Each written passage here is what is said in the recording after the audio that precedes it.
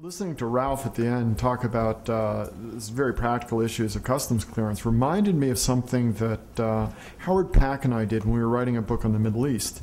We were struck by how Middle Eastern countries were not integrated into these value chains. And our thinking was maybe there was a possibility of, say, a country like Egypt competing in certain markets in Western Europe, even though wage rates were higher, but than, say, India or China, they can compete on the basis of geography, proximity. And we had one of our former assistants, Dan Magder, do a case study of what it would be like to be an Egyptian garment manufacturer attempting to sell sort of summer fashion in Western Europe. And the barriers of literally just getting your clothing from Cairo to Italy or France were really quite astonishing. So it's not just physical proximity. There seems to be a barrier, as Richard observed, but there seems to be, it goes beyond that. I would like to ask a question to Richard with regard to point 3 sub point 1, I think it was. My takeaway from yesterday's papers was that this process is essentially strengthening or intensifying the impact of comparative advantage in increasingly highly differentiated or disaggregated or high resolution or whatever the metaphor you want to use way.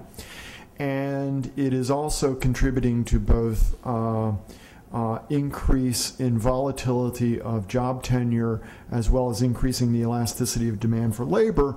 And I would have characterized the results a little differently than Filippo did. I wouldn't say it was just putting downward pressure on low-skill workers. My takeaway from the paper yesterday was the most intense pressure was actually on middle-skill workers. So the question for Richard would be, recognizing these effects on the labor market, if you were giving advice to, say, the United States government, what would be the sort of things in terms of labor market adjustment would you suggest, given this increasing rapidity, increasing difficulty mapping relevant skills to job opportunities, both sectorally and in terms of geographical location and so on? What is the labor market adjustment agenda we ought to be thinking about as an alternative to protection? Okay, thank you for that question. So let me just say that in the U.S., of course, there isn't a lot of labor market policy. Basically, it's free movement. Everybody's on their own. But in Europe, there's very, very intense labor market policies, and there's two types, really. There's some states protect jobs, other states protect workers. And my answer is that the U.S. should go more towards protecting workers in the sense that the worker will be assured that he will share some of the gains from trade if he gets fired or she gets fired, with support for retraining, support for removing. So the other is, right from the get-go, people should get used to, the children should get used to the idea that they're going to change jobs a dozen times in their life. So it's important to learn how to learn, not just learning great, huge amounts. So I guess it would be more like continuing education, continued training, certainly listening to industry as to what should be taught at these retraining centers instead of just having the silos continue as they are in universities.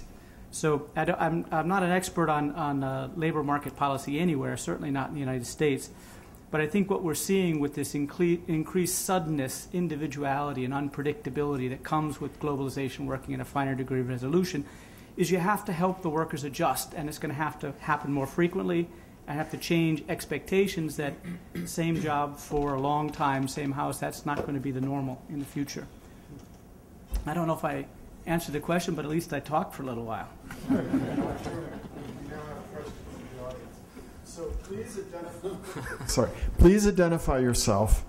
And since we got 5 people up here, if your question is directed at as a specific individual, please identify that individual as well. So we have somebody back here who is sort of intermediate between the mic and this one. He's waving his hand.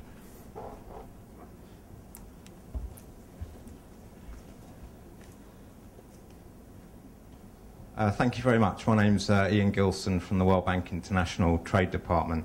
I'd like to ask the panel as a whole, actually. I don't really have a targeted question for anyone in particular on their thoughts on the future of global value chains and in particular their sustainability. I think Ralph actually made the point very eloquently that in an environment of high fuel costs, trade facilitation really matters for maintaining flows of goods because it lowers trade costs. But of course, we're living in a world of increasing transport costs and environmental concerns, not related to trade, I might add. So I'd like to ask the panel whether they think we're going to see any future evolution or unwinding of global value chains, or perhaps some consolidation based on distance to major markets, or perhaps even more trade in intangible services because these things don't cost anything to transport. In a nutshell, policy can really only reduce trade costs so much, so it might be other exogenous factors that play a bigger role in the future of global value chains. Any thoughts on that? Since that question is very broad and it's directed at all 5 people, why don't we hold the answers to the end? I'll go back, I'll give everybody a chance for final thoughts, and you can respond. More questions? Yes, Bob Herstein.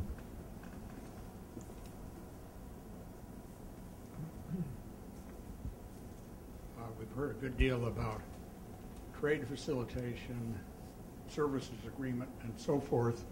Isn't investment a key factor in the improvement of the value chains? And shouldn't we be giving more attention to investment facilitation agreements? Is that directed at anybody in specific, Bob? I'm sorry, I don't know. Why don't we hold that one till the end as well? Because I'm afraid if we give 5 people the chance to answer every single question, we will have time for 2 questions. More. Yes, please. Hi, Ricardo Hausman, Harvard University. Can you tell us a bit about the data sets and the data issues that you're facing to do the work on global value chains? Are you using firm level data, and how do you attribute value added by product if these firms, you know that they imported, but you don't know for what product they did import, and so on. So where are we in the data, and how do researchers access it? Who wants to take that?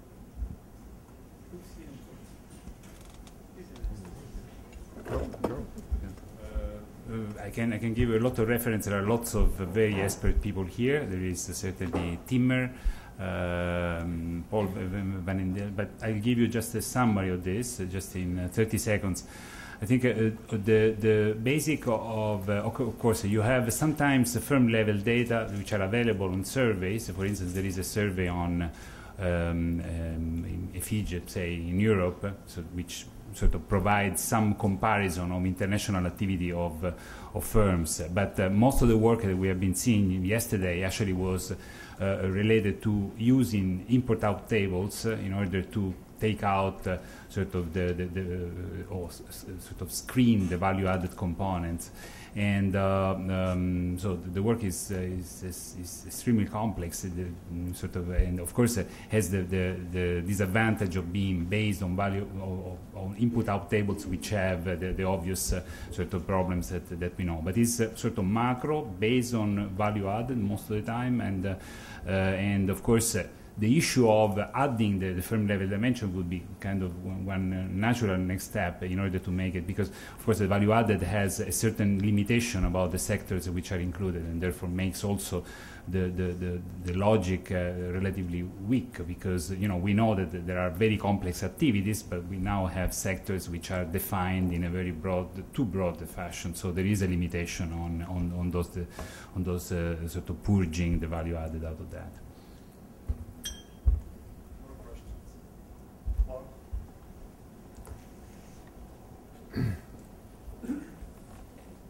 Claude Barfield, the American Enterprise Institute. Maybe it's my own failing, and this comes really from work on the TPP. But even after this discussion today, I have a hard time thinking about what the trade negotiators are going to negotiate in a chapter that is called supply chains. I mean, what's in it? Maybe I should address this to Richard, because Richard wrote a paper, a year and a half or 2 years ago. We need a new WTO 2.0 or something for just the new issues. When I read the paper, I didn't understand what that new organization was going to do. And I'm still don't quite understand is, let's say in the TPP, maybe it's too late, with the USEU, they sit down on this chapter, what's going to be in it? Because it seems to me that most of what you talked about, or somebody said, in fact, well, you'll reference to other chapters. You'll reference to services, or you'll reference to standards, or you'll reference to something else. But there's nothing under supply chains per se. Or am I wrong about that, or just uninformed? Sure, I can take that on. I'm a cleared advisor, so I have to be careful here. I can't divulge too much of this, but I can talk about in general terms what USTR is. Well, in what we wanted to accomplish in the TPP was, first of all, to simply introduce the concept as a concept into the negotiation, and to raise the awareness that this is how business is done around the world, and this is how companies are doing international business as parts of a supply chain. We are all part of a supply chain, and so this notion we thought ought to be incorporated somehow into our trade agreements. The listing of the referencing to the other chapters, you're quite right. The chapter, the supply chain, is really not a chapter. It's in a business competitiveness chapter. It's a section of that, and it lists those other areas again to indicate that supply chain is not just about customs. It's about services that you need to deliver the goods. It's about information technology. It's about e-commerce. It's about technical barriers to trade. It's about investment. It's about all of these things. And so the idea, again, that if you want to have an efficient supply chain, you need to look at all of these things as a bundle, because if any of them are missing, you're not going to maximize the gains. So that was the first thing. The second thing was to say, all right, let's go back after a few years and look at how we've done, have we implemented these, what else can we be doing to improve the operation of the supply chain. We like the idea of benchmarks too. How is everyone doing versus everyone else? But as you know, many countries don't like to be benchmarked against anyone else, so that didn't go anywhere. But we do think there is a mechanism that will allow us to, as business, to come back and say, hey, these are some things that we've seen. We think that there can be improvements. And so there's a consultation idea. And so that's what we've done in the TPP. Now, is that the best? No. Can we do better? Certainly. But it's the first time we've been able to include it in any form in an agreement.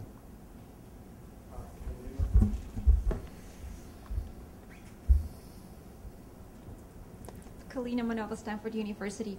I was wondering to hear your thoughts about the implications of global supply chains for the coordination in both trade policies, but also potentially monetary and fiscal policies across countries.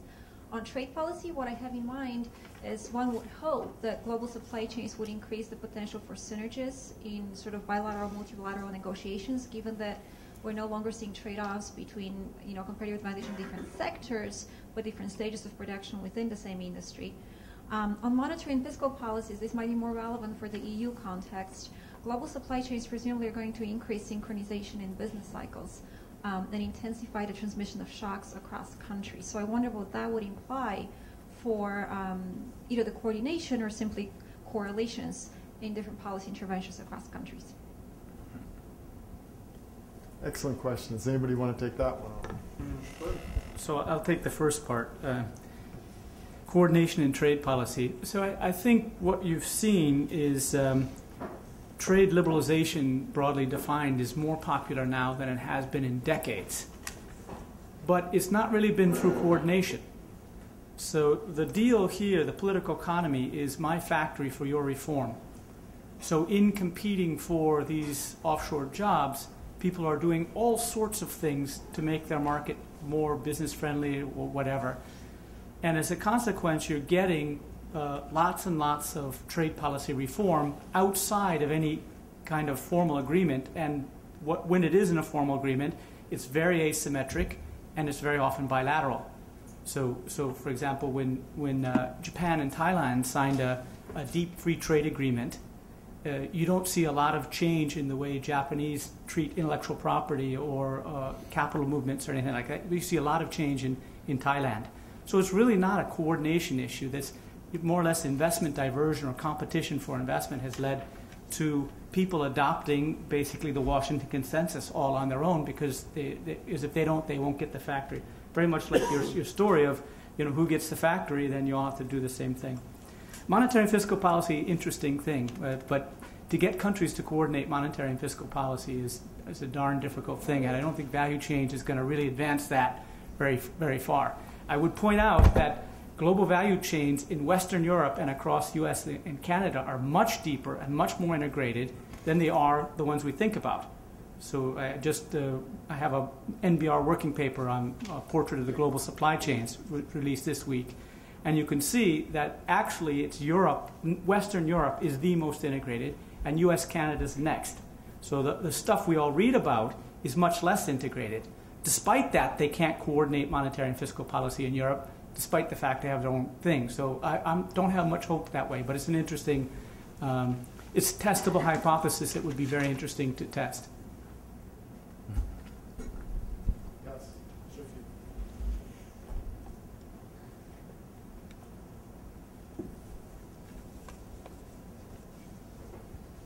Shahid Yusuf from the Growth Dialogue. Recognizing the importance of services in trade, and particularly also their relationship to manufacturing, what will be the role of manufacturing growth for a country such as Egypt, where the manufacturing sector is shrinking? And how, if one were to advise Egypt on what to do, and Marcus Humer made the point, how should they approach this balance between trying to promote services as distinct from trying to promote manufacturing, which they need to in order to absorb the unemployed in the workforce?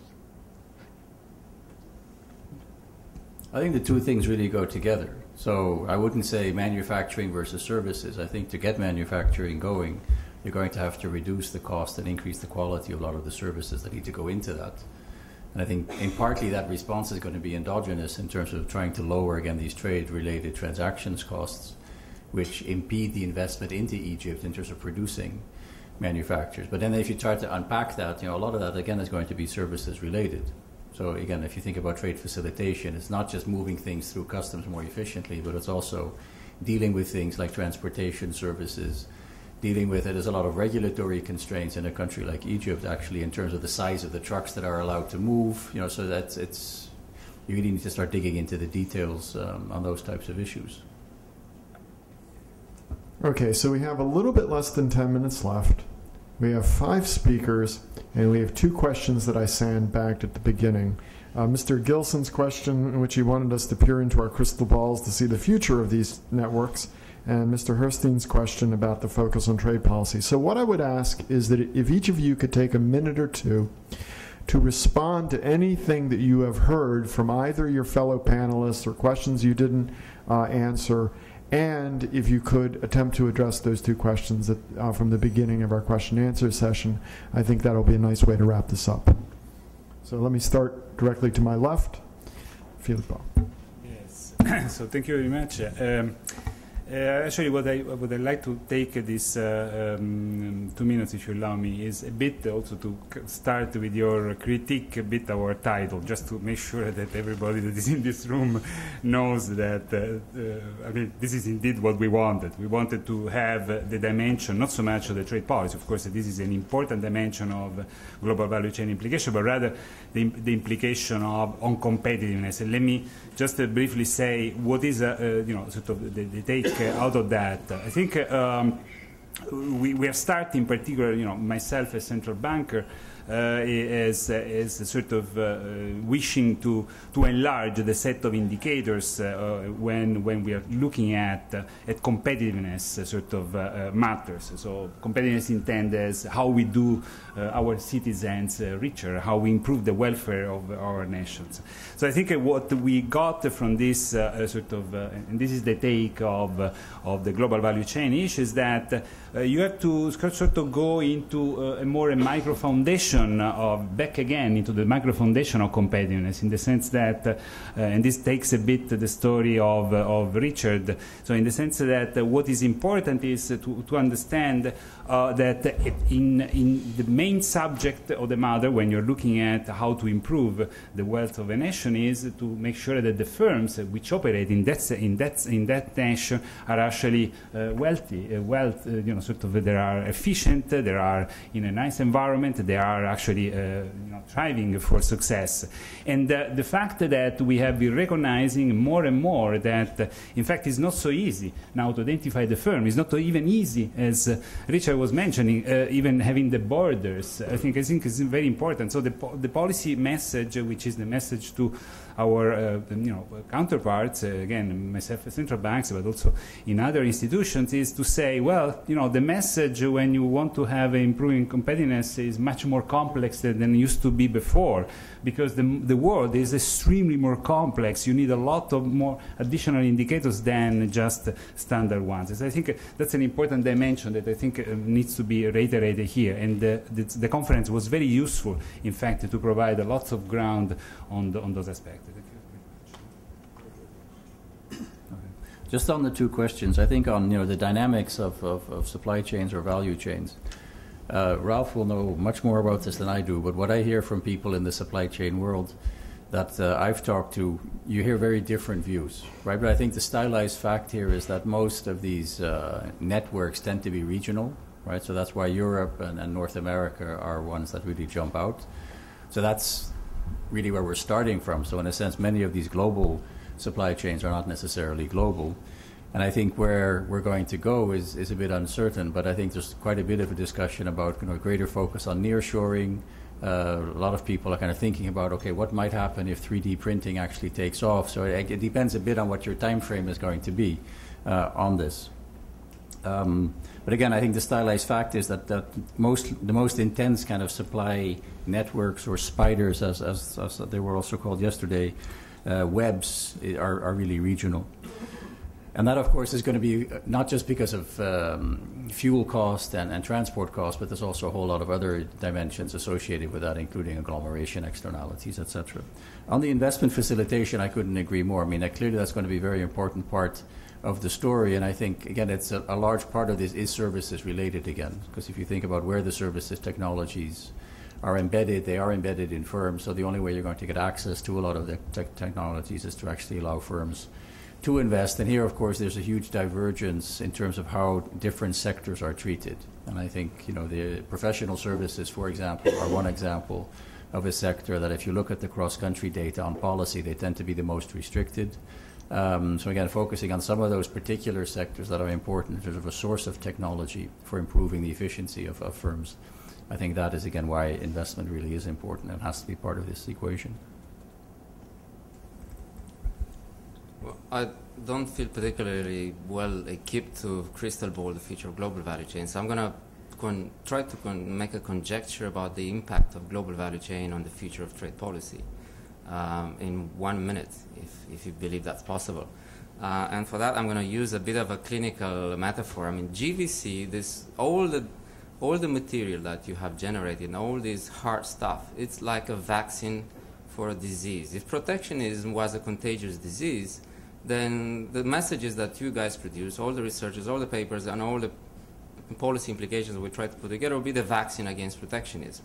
Now, some people have been already vaccinated, like my trade commissioner, I believe, and others, but we don't know if the vaccine is going to work on those people who volunteered in these trials first, and I can guarantee you that not everybody will accept to be vaccinated. So what is GVC in the end going to produce on the future of the various components of trade policy? Remember my acronym, the EMBA, enforcing multilateral, bilateral, autonomous trade rules, well, if you are successfully vaccinated, I would expect the GVC logic to actually increase the importance of the A.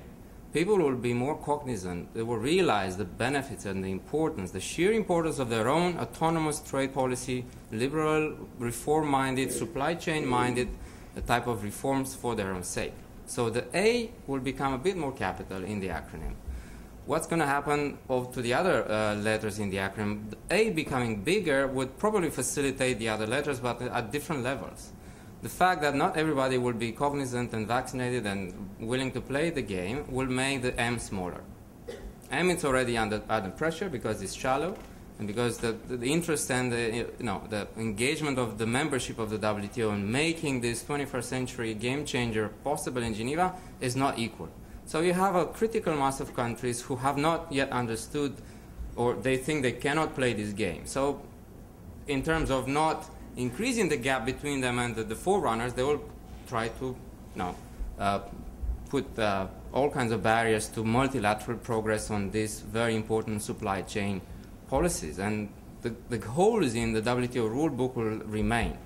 So which means that then if its need for additional trade policy making is going to become more and more under the B. And we see it already. The bilateral is actually already the one that is leading the pack. Nowadays, I think more than 30% of EU exports are actually conducted under bilateral free trade agreements. Tomorrow, and the EU-US FTA is in tomorrow, in my category, we will probably reach 50%, give or take. And the day after tomorrow, if you look at our trade policy agenda that we launched in 2010, our Trade Commissioner political manifesto is far from completing it and is very close to his end of the mandate, but take that as a perennial type of trade policy objectives in Europe. If we fulfill all those FTAs, the share of our trade that will be covered by bilateral agreements will go in the range of 65 to 70%, which again makes you wonder, when are we going to be able to ignite the multilateral trading system if we really care about it? Because there are clear benefits in there. And I give you one single figure to measure that benefit. Again, it's the kind of half full, half empty kind of glass story. Look at the way our exports travel around the world. And I think Paul's paper, one of the few analyses that I actually got to read on these value chains and how trade is organized along that logic, I think if my memory is correct, about 80% or probably more than 80% of our exports, they stay in the first country of destination. The rest, I think between 15 to 20% they travel. They need to travel from one country to the next, meaning that this is a metric of how much we care about bilateralism versus multilateralism in a narrow-minded way. Because the 80% I can fix with my bilaterals. If I know which are the main trading partners through which this 80% of exports travel these days, all I need to do is to do very well done, supply chain-oriented, deep and comprehensive FTAs that don't discriminate much against each other. They follow a coherent template. And I put my own companies and the companies of my main trading partner on a platform. And that covers 80% is good enough. The 16% or 20% will be the multilateral innocent bystanders that will stand to lose more and more if we don't fix it, the multilateral trading system. So it's not negligible. It's in the range of 1/5 of our trade, but that 1/5 of our trade plus many other things that I can't imagine now and may be important in the future that are still to be dealt in Geneva. So we still have an interest in going to Geneva and do serious business. But at the time, for the time being, if you want me to crystal ball for the next 5 years type of, which letter in the acronym is bigger, I just try to make that story for you clearer. A couple of points, I guess, on the point that the gentleman asked about the future of supply chains and GVS and the impact of fuel. I would only echo the fact that as fuel costs continue to rise or stay high, it only makes the importance of reducing the cost that we can in terms of the administrative costs in the trading system that much more important. You know, the total cost of trade are about 15%. Now, I hesitate to use numbers in a room full of economists. Somebody will correct me if I'm wrong. 5% is about the average tariff around the world, and 10% is the administrative costs. So if you can reduce up to 10% with just more efficient procedures, and automation. That's a huge amount that you can take out of the trading system and make it that much more effective, and you can keep it going for a long time. But I will say also that we are seeing impacts of some of these higher costs in near sourcing. Mexico, for example, we are seeing significant increases in business in Mexico as production is more and more located in that country to benefit from the North American market. And Mexico is doing their best to take advantage of this, and we're seeing improvements in trade facilitation and customs modernization because they realize that if they're going to keep that up, they need to have the systems that can keep up with the increased flow of component parts and chips and things that are going to flow into their country. So you do see that, but you also see, you may see, I was reading an article the other day, and a Chinese economist was talking about the billions of dollars that he predicted that China would outsource of its manufacturing to Africa to, again, seek lower labor costs, and that he thought that they would be massive investments from China in Africa, not just in ports and facilities and raw materials, but in manufacturing capacity. So I think you'll continue to see that going forward. The investment question is absolutely important to us. There are several places in the world where we're not allowed to own a trucking company or a courier company. And so in essence, we have to contract out to a local provider. They may be quite good, but the odds are we could probably do a better job if it was a FedEx-owned and operated company. And so, again, it's a hit to efficiency, and it's a hit to competitiveness in that market if they're not allowing in the best service providers in these kinds of sectors. I heard an African trade minister talk about he wanted to make his country a logistics hub of Africa. And I was on a panel like this, and a WTO representative asked him, what are your commitments in transportation in the WTO, the Doha round? And he said, oh, no, we're not making any commitments in transportation. We're going to do this with African providers. And people actually, yes, laughed out loud. And the WTO representative said, well, good luck with that strategy. He didn't think it was going to work very well. So, again, the idea of liberalizing and welcoming in the best service suppliers you can is the way to go in terms of increasing your services efficiency, which will help your supply chain efficiency. Thank you. Okay, let me just try and broaden out the question about the future value of chains, and that's the one I want to work on. I wrote a paper this fall for the Fung Global Institute, who's one of the big, Fung and Lee is one of the big guys who do all this outsourcing, and it was mostly about the future of the global value chain. And then there's two concerns. One is the price of oil. The second is the wage convergence. So as China and some of the other wage come, will this all go away? And I think the part that found the most resonance was to point out that although many people have in their mind the Barbie doll and iPad example of things being flown across the Pacific a great distance, that is a very rare example. Except in microelectronics, these are not global value chains. They're regional value chains, and they're not chains, they're networks. So it really should be regional value networks. We have Factory Asia, Factory North America, and Factory Europe. So the transportation costs will affect some things, but not as radically as you might imagine if you think you're flying an iPad across the Pacific 3 times. The second is that if you look at the level of integration of value chains, it's much higher in Western Europe than it is inside East Asia. And the reason is because this is based on micro specialization of companies, not wage differences. So, for example, there's a French company for air conditioners who makes most of the or a large share of the air conditioners for cars in Europe because they have some really micro specialization and they know how to make car air conditioners. So why should somebody else make it? So you get this sharing of stages due to very specific firm-level advantages, not big wage differences. So I think as we go forward, we will see more and more global value chains. The last perspective is if you look at the WIOD database and you see how much of intermediate inputs come from imports versus domestic, we're mostly, in most countries, domestic. So the world has just started to open up for trade in intermediates. Trade in intermediates is less open than it is in trade in final goods. So you ain't seen nothing yet. We are going way further in this global value chain thing. If it looks simply much more like what's going across US, Canada, or inside Western Europe, the volumes will go up a great deal. So I think there's concerns about wage convergences and there's concerns about the cost of fuel, but I think the value chain movement is going to just expand. But it'll tend to look a lot more like what US and Canada do rather than what US and Mexico do. Well, thank you very much. I would like to apologize for holding you a few minutes longer than our appointed conclusion time, but as you can see, our value chain is quite extensive.